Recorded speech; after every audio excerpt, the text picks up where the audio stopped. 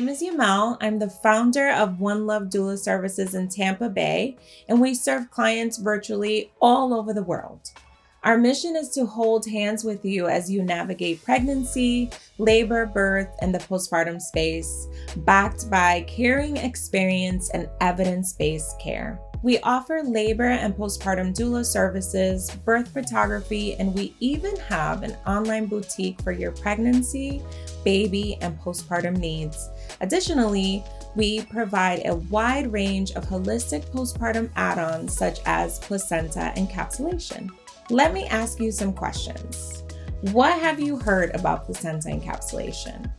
How comfortable are you with the process? Do you have any concerns about the process? I'm gonna be honest, placenta encapsulation is an alternative to say the least. And for many, at times it's considered something strange, weird, or uncomfortable. This is something I like to refer to as the ill factor. We are talking about an organ that came from your body, maybe even passed through your vagina, and then we're suggesting you consume it. Let's take a minute and open our minds and discuss placenta encapsulation. You're here, so you're at least a little curious, right? Our goal here at One Love is that you will leave after this with a new understanding of the placenta, the process of encapsulation, and the potential benefits that many of our clients have reported they've experienced. Let's review some of the basic functions of the placenta during pregnancy.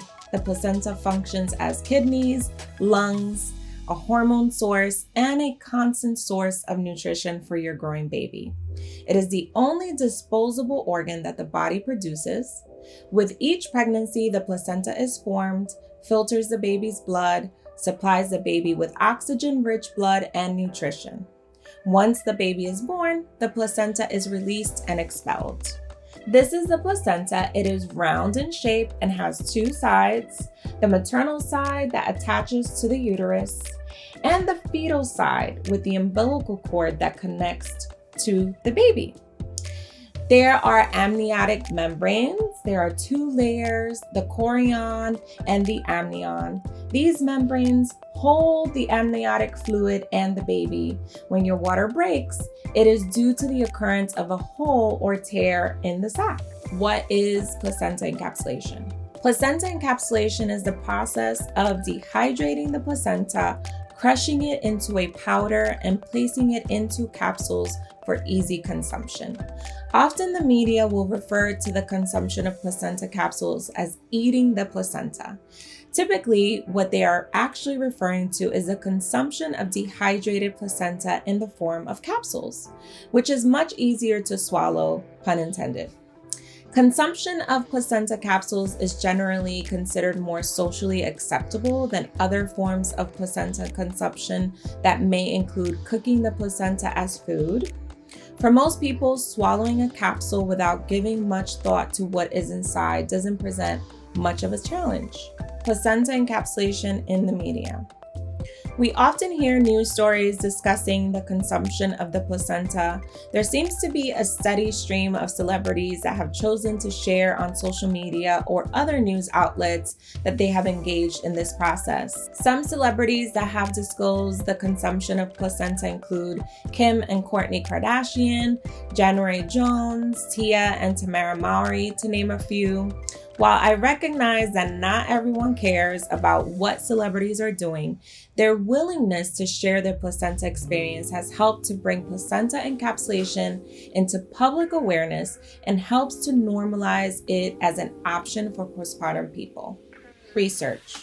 When we start looking at the available information on placenta encapsulation, it is important to remember that the difference between anecdotal information and scientific research. Let's review the two.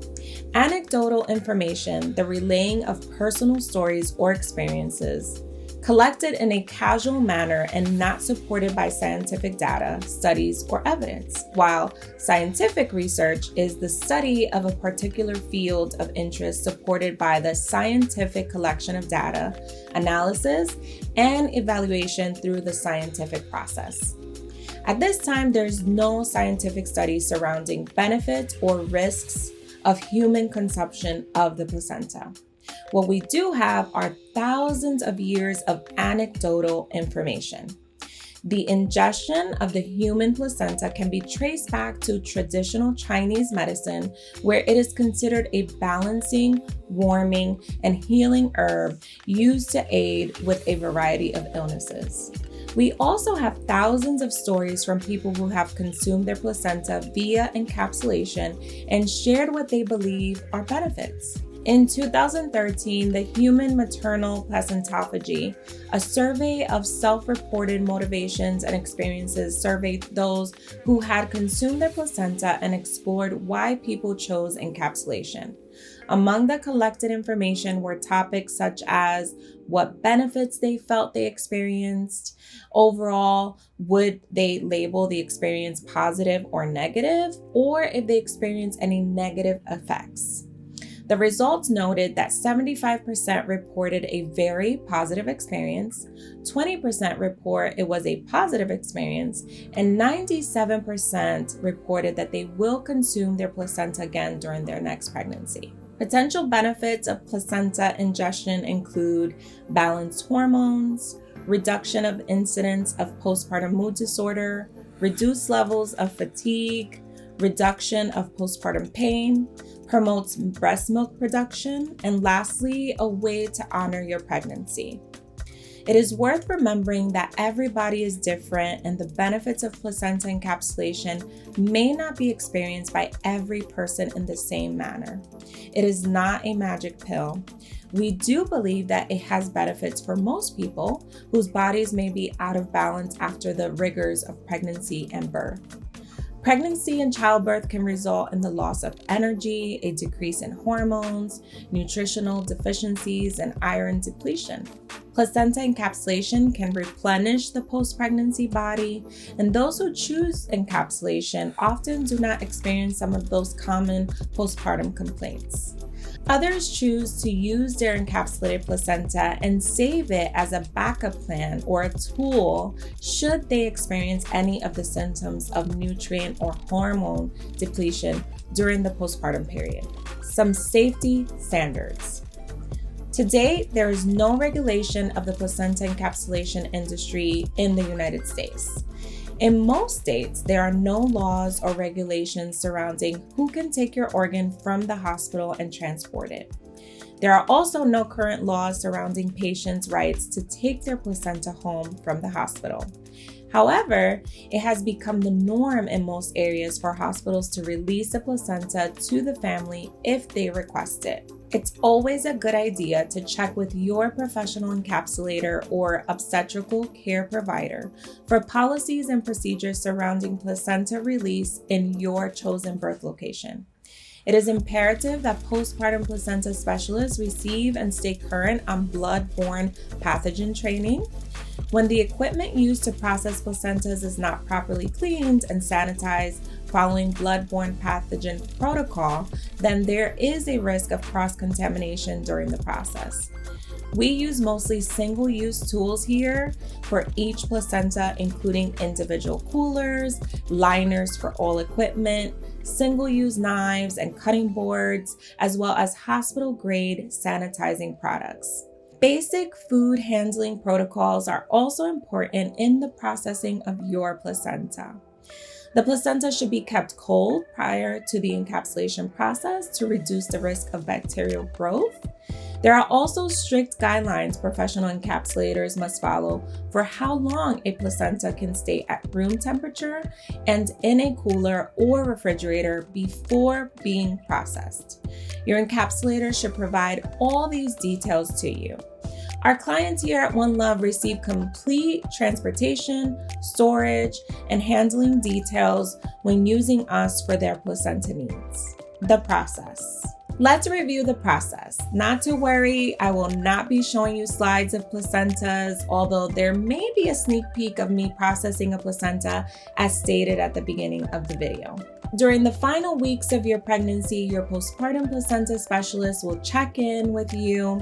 They will make sure that you have all the information you need on the process and verify that you have all the necessary contact information to schedule your encapsulation services once your baby is born.